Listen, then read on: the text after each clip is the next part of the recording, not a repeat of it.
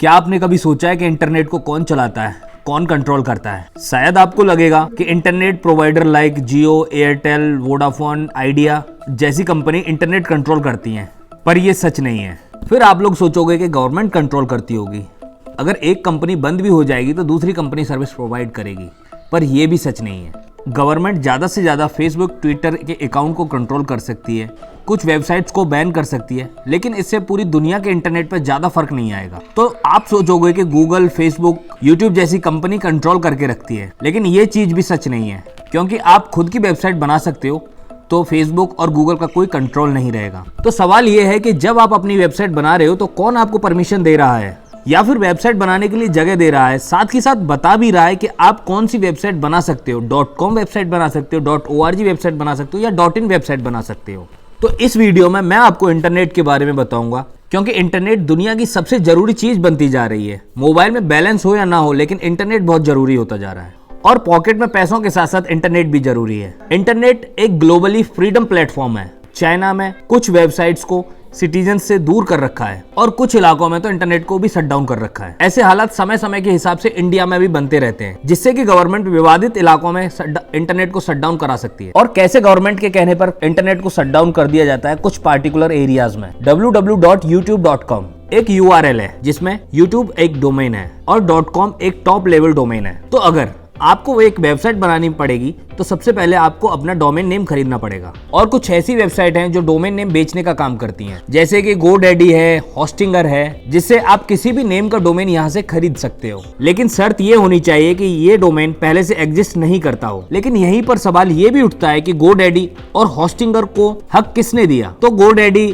और होस्टिंगर कौन होते हैं डोमेन नेम बेचने वाले? इसके पीछे कोई तो होगा जो कह सकता है कि GoDaddy डोमेन नेम बेच सकता है, होस्टिंगर डोमेन नेम बेच सकता है। अगर ऐसा नहीं है तो क्या GoDaddy and Hostinger he internet के बॉस है? ये डिसाइड करेंगे कि कौन डोमेन नेम लेगा और कौन नहीं लेगा, कौन किस वेबसाइट को बनाएगा या नहीं बनाएगा।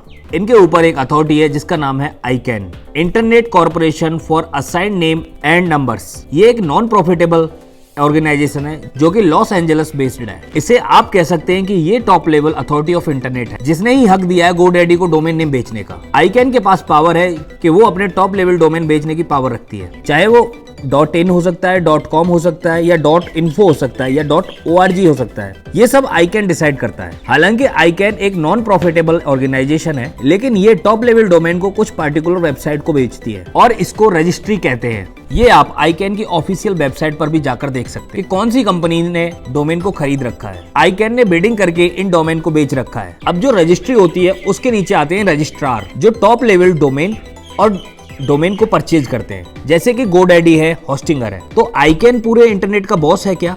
ऐसा नहीं कहा जा सकता दोस्तों, क्योंकि इंटरनेट बहुत ही डिसेंट्रलाइज नेटवर्क है। एक जाल की तरह समझो इसे, जो कि मोबाइल को और कंप्यूटर को एक इंटरनेट से जोड़ता है। उसे सर्वर कहते हैं। इन सर्वर को किसी वायर की डेटा सेंटर से कनेक्ट किया जाता है। पूरी दुनिया के अंदर अंडर वाटर केबल बिछी हुई हैं, जो कि लगभग सभी कॉन्टिनेंटल वाइज बिछी हुई हैं। अब आपके दिमाग में एक सवाल आएगा दोस्तों कि मेरा मोबाइल तो किसी भी वायर से कनेक्ट नहीं है, फिर भी इसमें इंटरनेट चलता है। मोबाइल फोन दोस्तों 3G 4G टावर से कनेक्टेड होते हैं, और टावर की रेंज की फ्रीक्वेंसी के हिसाब से वो कनेक्टेड होते हैं। जैसे ही वो किसी लोकेशन को चेंज करता है मोबाइल फोन, तो वो दूसरे टावर की फ्रीक्वेंसी रेंज में ऑटोमेटिकली आ जाता है। लेकिन दोस्तों मोबाइल फोन का टावर उन केबल से कनेक्टेड होता है जो केवल वर्ल्ड वाइड की केबल से कनेक्टेड होती हैं। ये आप समझ सकते हो, जैसे कि अंडर वाटर केबल मुंबई में आई और वहां से डिस्ट्रीब्यूट होना शुरू कर दिया। देश के अलग अलग एरियाज में इंटरनेट पहुंचा, तो यहाँ जिस कंपनी ने केबल को पहुंचाया है उन कंपनीज के पास सुपीरियर पावर होती है जो इंटरनेट को पहुंचाने का काम कर रही है, और ये वायर बिछा बिछाकर कंप्यूटर से कनेक्ट करते हैं। इनको हम कहते हैं ISPs, इंटरनेट सर्विस प्रोवाइडर,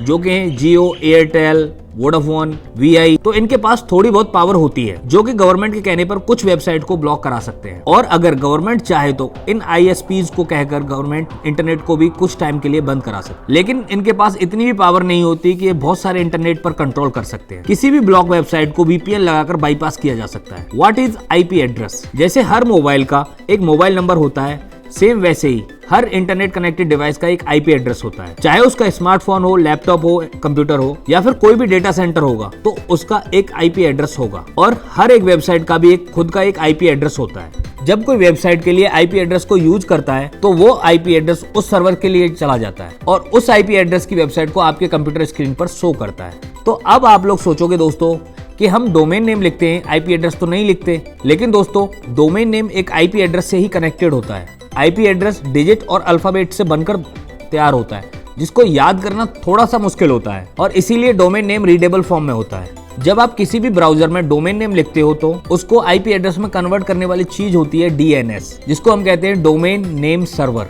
तो कभी कभी ये इंटरनेट सर्विस प्रोवाइडर उस आईपी एड्रेस के लिंक को डीएनएस से डीएक्टिवेट कर देते हैं, जिससे कि आप उस वेबसाइट पर नहीं पहुंच पाते। और ऐसा पॉसिबल भी नहीं है, क्योंकि जब तक डोमेन नेम और आईपी एड्रेस में कनेक्शन नहीं होगा तब तक आप उस वेबसाइट पर नहीं पहुंच सकते। आप उसके लिए एक पब्लिक डीएनएस यूज कर सकते हैं। डीएनएस ऑफ गूगल होता है 8.8.8 या फिर ब्लॉग वेबसाइट के लिए वीपीएन का यूज कर सकते हैं। तो वापस आते हैं अपने ओरिजिनल क्वेश्चन पर कि इंटरनेट को कौन कंट्रोल करता है, किसका है ये इंटरनेट। तो इसका सही जवाब यही है, किसी का भी नहीं है और सबका भी है, क्योंकि इंटरनेट जब ही चलता है जब ये एक डिसेंट्रलाइज नेटवर्क सिस्टम है। अगर आपको इंटरनेट का कुछ पार्ट खरीदना है या फिर ओन करना है तो ये आप जब ही कर सकते हो जब आप एक वेबसाइट बनाओगे। तो वेबसाइट बनाने के लिए सबसे फर्स्ट थिंग होती है कि आपके पास डोमेन नेम होना चाहिए। फिर उसके लिए एक सर्वर खरीदना पड़ता है जो कि उस वेबसाइट को इंटरनेट पर स्टोर करके रखता है, साथ ही सिक्योर्ड एंड मेंटेन करके भी रखता है। आपका मोबाइल फोन या फिर कंप्यूटर भी सर्वर हो सकते हैं, लेकिन उनकी प्रोसेसिंग पावर इतनी स्ट्रांग नहीं होती कि वो एक वेबसाइट को मेंटेन करके रख सके, और साथ ही वो 24/7 ऑन नहीं रह सकते। तभी तो आपकी वेबसाइट 24/7 चलेगी सभी यूजर्स के लिए जब आपका सर्वर ऑन रहेगा। इसीलिए जनरली बड़ी बड़ी कंपनीज ने बड़े बड़े डेटा सेंटर बना रखे हैं, बड़े बड़े सर्वर्स बना रखे हैं, जैसे कि Amazon वेब सर्विस। उन पर जाकर आप अपना सर्वर खरीद सकते हैं अपनी वेबसाइट के लिए। फिर आपको अपनी वेबसाइट के सर्वर को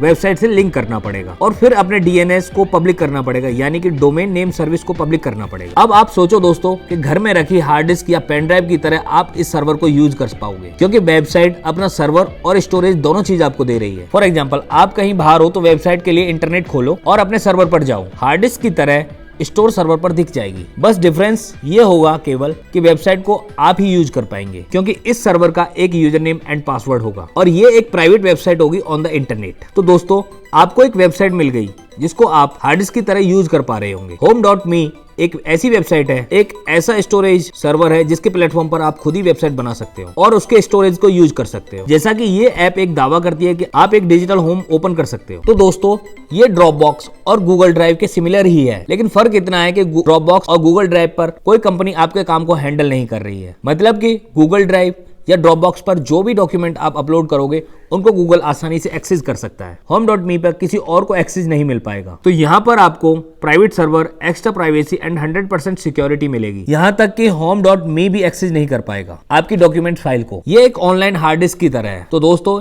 ये वीडियो थी इंटरनेट के बारे में। मिलते हैं ऐसी किसी अगली वीडियो में, तब तक के लिए गुड बाय।